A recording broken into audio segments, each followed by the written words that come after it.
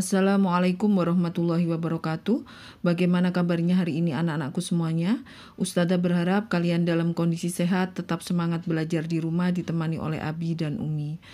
Baik anak-anak, kali ini Ustazah akan melanjutkan pembahasan soal-soal matematika dari buku ESPS kelas 6.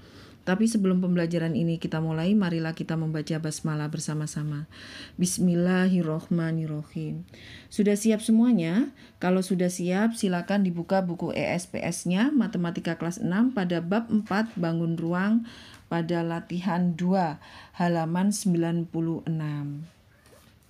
Baik anak-anakku, sudah siap semuanya ya? Kalau sudah siap, mari kita belajar bersama-sama.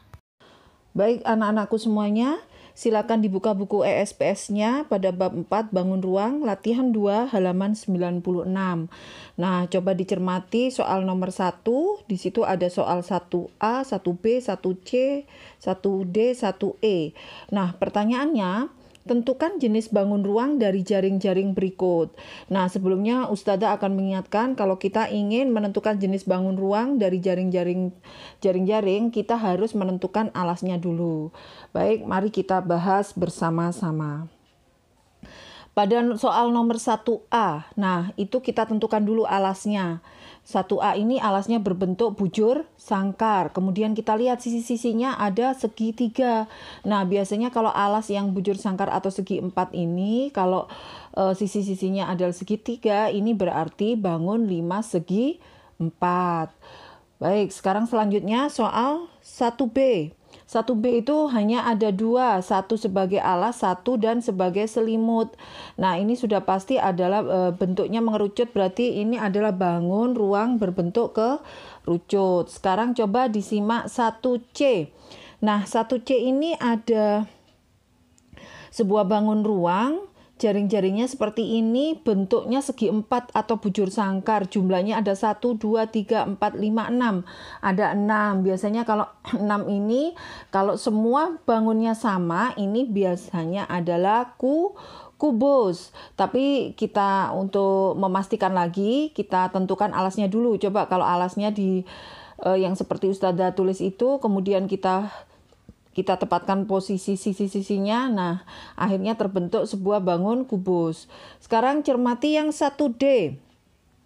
1D itu ada persegi panjangnya, juga ya, ada berapa itu, tentukan alasnya dulu.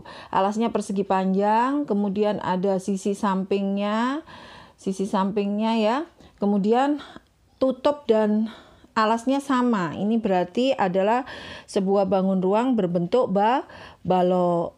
Sekarang kita cermati yang 1E. 1E ini kita tentukan alasnya dulu. Nah, alas dan tutupnya sama berupa segitiga. Kemudian sisi-sisinya persegi panjang. Nah, ini sudah pasti prisma tegak segi 3. Nah, anak-anak, untuk pembahasan nomor 1 sudah tuntas ya, 1A, B, C, dan D.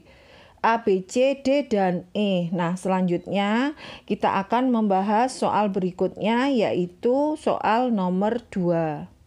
Baik anak-anakku semuanya, sekarang kita simak soal berikutnya, yaitu soal nomor 2. Di situ ada soal 2A, B, C, D, E, F ya, sampai F. Pertanyaannya, lengkapilah gambar berikut agar membentuk sebuah jaring-jaring bangun ruang. Nah, itu ada soal bangun ruangnya belum lengkap, anak-anak belum membentuk sebuah bangun ruang yang sempurna. Kita disuruh nambahin apa yang kurang. Nah, untuk lebih jelasnya mari kita bahas bersama-sama. Baik anak-anakku semuanya, silakan tolong dilihat soal nomor 2. Di situ ada 2A, 2B, 2C, 2D, 2E, dan 2F. Pertanyaannya, lengkapi gambar berikut agar membentuk sebuah jaring-jaring bangun ruang. Nah, coba simak yang nomor 2A. Bangun ini belum lengkap ya anak-anak, atau belum sempurna. Kita harus menambahi, kira-kira dengan bentuk yang seperti 2A itu akan menjadi apa? Ada lingkarannya, ada persegi panjangnya. Nah, tapi ini kurang lengkap. Kira-kira apa yang kurang? Ya, betul, alasnya ya. Alasnya berbentuk lingkaran juga, seperti yang sudah Ustazah jawab itu. Kita tambahin lingkaran di bawahnya. Nah, bangun ini jika kita bentuk akan membentuk sebuah tabung. Sekarang kita lihat yang nomor berikutnya 2B. 2B itu ada sebuah bangun bujur sangkar atau persegi dengan panjang dan lebarnya sama, sisi-sisinya ya ada 4. Berarti kurang berapa lagi biar bisa membentuk kubus? Ya, berarti kurang 2 lagi seperti itu. Tapi kalau ada yang jaring-jaringnya tidak seperti ini, nambahinnya mungkin di samping kiri atau kanannya boleh juga. Yang penting jaring-jaring ini bisa membentuk sebuah kubus. Sekarang kita tengok yang nomor 2C.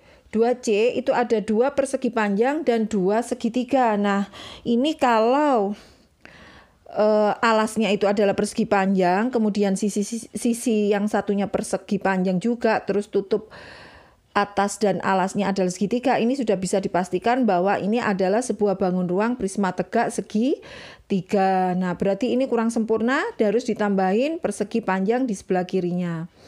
Baik, kita lanjutkan dengan nomor 2D. Nomor 2D ini ada segitiga, bangun datar segitiga, dan ada 2 persegi panjang. Nah, ini kita jadikan alasnya segitiga. Kalau alasnya segitiga, ini sudah pasti adalah merupakan bangun prisma tegak segitiga juga. Berarti kita kurang menambahi persegi panjangnya 1 sama segitiganya sebagai tutupnya. Baik, nomor selanjutnya, nomor 2E. Nah, 2E ini kira-kira bangun ruang apa ya? Ada 3 bangun datar berbentuk persegi panjang. Sebelahnya ada bujur sangkar atau persegi. Nah, jika kita lipat, maka bangun ini akan menjadi balok. Oleh karena itu, kita tambahin dulu persegi panjangnya 1 dan persegi atau bujur sangkarnya 1. Baik, kita lanjutkan lagi ke nomor 2F. Nomor 2F ini ada setengah lingkaran apa 3/4 ya ini ya. Jika kita lihat, maka bentuk yang seperti ini adalah bentuk bangun kerucut, tapi ada yang kurang apa anak-anak? Alasnya. Nah, alasnya kita bisa gambar di bawahnya. Ini hampir sama soalnya dengan soal nomor 1B. Baik anak-anak, itu tadi pembahasan yang soal nomor 2. Sekarang mari kita lanjutkan pada soal berikutnya, yaitu soal nomor 3.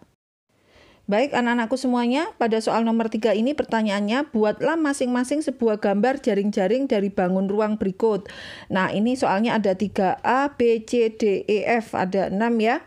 Nah, kita jawab yang pertama dulu. Sekarang buatlah masing-masing gambar jaring-jaring dengan bangun ruang A, kubus. Nah, kita lihat dulu ya bagaimana caranya membuat jaring-jaring sebuah kubus. Mari kita simak pembahasannya. Baik anak-anak, jaring-jaring kubus, perhatikan ya, jaring-jaringnya itu seperti itu. Jadi bisa dimodifikasi, tadi di soal nomor 1 dan 2 sudah dijelaskan ya, bisa kotaknya sebelah kanan, sebelah kiri. Nah, ini kayaknya berbentuk tanda tambah ya. Kemudian jika kita tutupkan maka akan menjadi kubus. Nah, ini merupakan jaring-jaring dari kubus. Baik, selanjutnya kita lanjutkan di nomor 3B. Nah, nomor 3B itu buatlah masing-masing sebuah gambar jaring-jaring dari bangun B, yaitu balok. Bagaimana ya jaring-jaring sebuah balok? Mari kita perhatikan pembahasannya bersama-sama. Nah, seperti ini jaring-jaring sebuah balok, ada persegi panjangnya dan juga ada perseginya. Jika ditutup ada 1, 2, 3, 4, 5, 6, terdiri dari 6 bangun datar. Jika ditutupkan maka akan membentuk sebuah bangun ruang berbentuk balok. Baik anak-anak, sekarang kita lanjutkan pada soal nomor 3C. Nah, nomor 3C ini, buatlah sebuah gambar jaring-jaring dengan bangun luas 5 segi 6. Bagaimana ya Ustazah bentuknya 5 segi 6 ini? Mari kita simak bersama-sama pembahasannya. Baik anak-anak, kita lihat bersama. Gambar tersebut merupakan jaring-jaring dari 5 segi 6. Alasnya berbentuk segi 6, kemudian sisi-sisinya berbentuk segitiga yang berjumlah 6 pula. Jadi kalau ditutupkan akan membentuk seperti bangun di sebelahnya. Baik anak-anak, sekarang kita lanjutkan pada soal nomor 3D. Pada soal nomor 3D ini pertanyaannya yaitu buatlah sebuah gambar jaring-jaring dari bangun ruang prisma tegak segi 5. Nah, bagaimanakah bentuk prisma tegak segi 5 itu? Mari kita simak bersama-sama pembahasannya. Baik anak-anak, coba diperhatikan jaring-jaring dari prisma tegak segi 5 ini. Nah, jaring-jaringnya terdiri dari 5 buah persegi panjang dan 2 buah segi 5. Nah, itu jika dibentuk sebuah bangun, maka akan berbentuk bangun ruang seperti ini anak-anak. Baik, coba diperhatikan. Itu tadi adalah jaring-jaringnya ya yang barusan Ustazah jelaskan. Dan sekarang jika jaring-jaring tersebut dilipat, maka akan berbentuk bangun seperti ini. Alas dan tutupnya sama segi 5, sisi-sisinya adalah persegi panjang. Baik, kita lanjutkan pada soal nomor 3E. Nah, soal nomor 3E ini adalah buatlah sebuah gambar jaring-jaring dari bangun tabung. Nah, bagaimanakah ya jaring-jaring bangun tabung? Mari kita simak pembahasannya. Baik anak-anakku, ini adalah merupakan jaring-jaring tabung. Nah, jaring-jaring tabung ini alas dan tutupnya sama, berbentuk bangun datar lingkaran.